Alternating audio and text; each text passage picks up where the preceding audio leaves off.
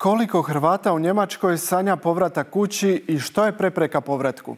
Znanstvenici sa Zagrebačkog fakulteta Hrvatskih studija proveli su istraživanje unutar Hrvatske zajednice u Minhenu.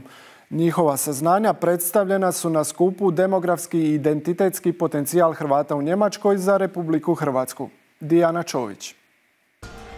Iako u njoj živi gotovo 430.000 naših državljana, Njemačka nije više obećana zemlja za Hrvate.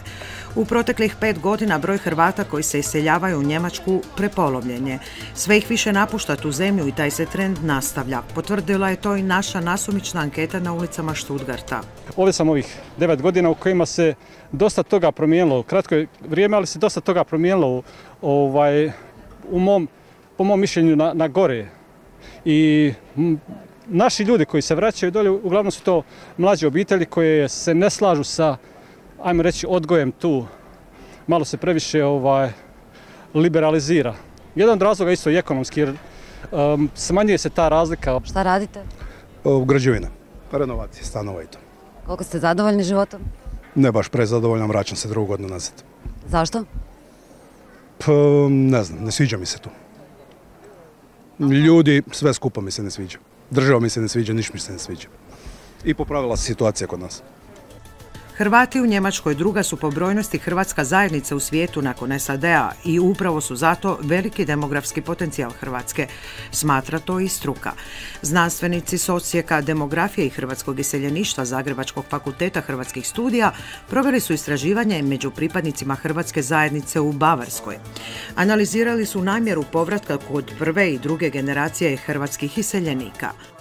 Kada je riječ o prvoj generaciji iseljenika, potrebno je približiti i radne i ukupne ekonomske uvjete u Hrvatskoj, onima u inozemstvu, odnosno konkretno u Njemačkoj, dok su nam rezultati istraživanja provedenog na drugoj generaciji hrvatskih iseljenika, odnosno potomcima naših iseljenika, pokazali kako je njima vrlo velika prepreka pri povratku to nedovoljno poznavanje hrvatskog jezika. Analiza je pokazala da je prosječna dob Hrvata u Njemačkoj 2 godine niža od prosječne dobi građana Hrvatske. Od ulaska Hrvatske u EU, u Njemačku su većinom odlazili mlađi Hrvati od 20 do 40 godina.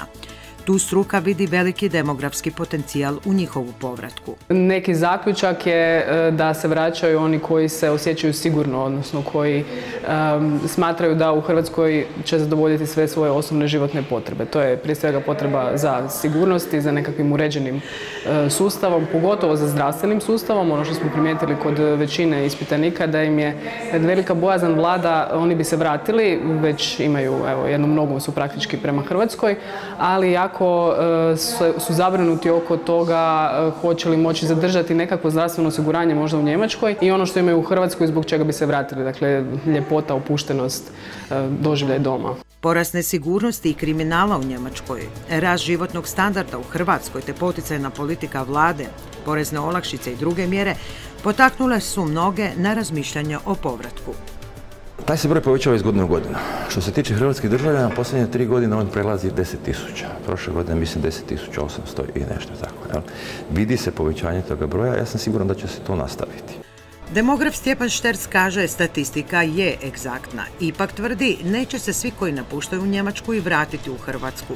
Zato je potrebno donijeti strateške mjere. U izradi je najavljuje novi zakon o demografskoj obnovi s 4 modela populacijske politike.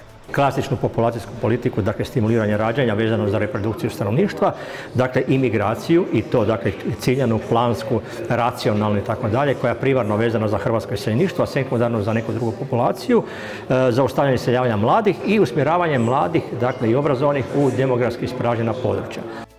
Hrvatska, kaže Šterc, treba učiti iz irskog primjera. Irska je povratak svojih iseljenika pretvorila u dugoročnu strategiju. Takav je model najbolji jer je stvaranje prilika za investiranje iseljenika preduvjet za masovniji povratak dijaspore.